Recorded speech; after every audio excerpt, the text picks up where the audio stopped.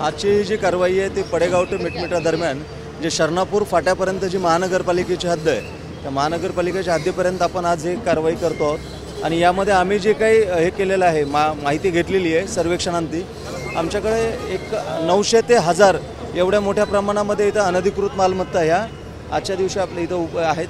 बहुतांश लोकांनी स्वतः होऊन त्या मालमत्ता काढण्याचा प्रयत्न केलेला आहे, पण जे मोठे स्ट्रक्चर्स आहेत त्या मोठे स्ट्रक्चर्स मात्र इतक्या कमी कालावधीमध्ये काढणं शक्य होणार नव्हतं, त्यामुळे आज आम्ही ते मोठे स्ट्रक्चर डेमोलिश करत आहोत।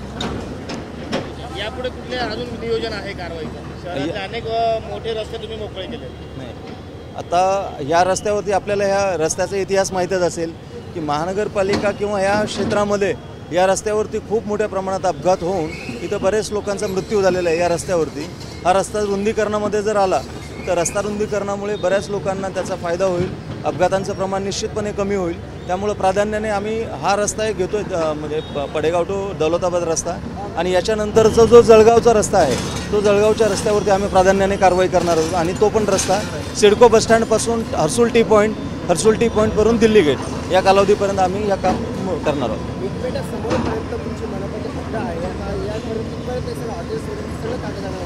हो, आता याच्यामध्ये आम्ही मार्किंग दिलेलं आहे, अनाऊन्समेंट केलेले आहेत आणि त्यांनाही माहिती आहे की 60 मीटर रस्ता कुठंपर्यंत येतो।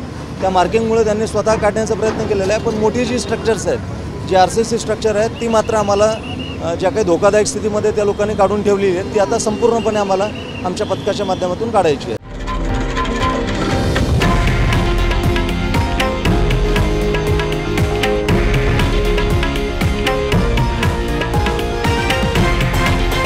हे आहे देशातील नंबर 1 न्यूज नेटवर्क आणि आपण पाहत आहात TV9 मराठी, एकमेव।